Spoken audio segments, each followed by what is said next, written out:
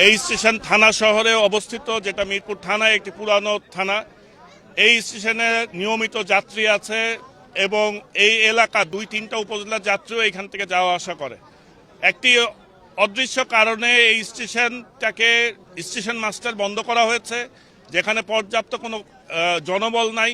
আমরা বিভিন্ন সময় বিভিন্ন কর্তৃপক্ষের কাছে এই ব্যাপারে যোগাযোগ করেছি, ঊর্ধ্বতন কর্তৃপক্ষ মন্ত্রণালয়ে যোগাযোগ করেছি, এখন পর্যন্ত এর কোনো সুরাহা হয় নাই। আজকে মিরপুর উপজেলার হাজার হাজার মানুষ এই রেল স্টেশন অবরোধ করে রেখেছে। তাদের দাবি যে একটাই, যে রেল স্টেশন পুনরায় চালু হোক।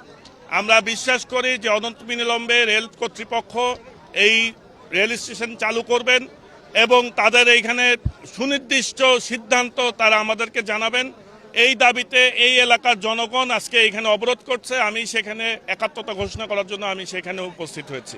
আমি মনে করি যে আমি ইতিমধ্যেই কর্তৃপক্ষের সাথে যথাযথভাবে যোগাযোগ করেছি। আমি বিশ্বাস করি যে সামনে আগামীতে সুযোগ আসলে এই স্টেশন, যেহেতু একটি পুরাতন স্টেশন এবং সার্বিকভাবে এই স্টেশনের প্রয়োজনীয়তা রয়েছে, আমি অবশ্যই সচেষ্ট থাকব এই স্টেশনের আধুনিকায়ন করার জন্য।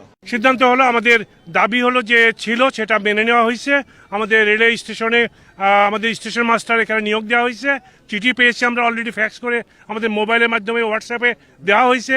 আমাদের দুইজন নেতা ছিলেন, আমাদের মিরপুরের এমপি পদপ্রার্থী রাগিব চৌধুরী এবং আমাদের আব্দুল গফুর সাহেব। এই দুইজনের কাছেই তারা চিঠি পাঠিয়ে কনফার্ম করেছেন যে আমাদের দাবি তারা মেনে নিয়েছে। আমরা এক্ষণে আমাদের এই উন্নয়ন কমিটির পক্ষ থেকে আমাদের নেতৃবৃন্দ আরও যে দাবিগুলো আছে, আরও 5টা দাবি আছে, সেগুলো পর্যায়ক্রমে তারা এটা বাস্তবায়ন করবে বলে আমাদের ওয়াদা করেছেন। আমরা এক্ষণে আমাদের এই দাবি পূরণ হয় আমাদের আজকের এই আন্দোলনকে স্থগিত ঘোষণা করছি। আমরা রেলগুলো যেটা অবরোধ করা হচ্ছিল এগুলো ছেড়ে দিয়ে এবং আমরা প্রত্যাহার করে আমরা যার জায়গায় ফিরে যাওয়ার জন্য সিদ্ধান্ত দিয়েছি।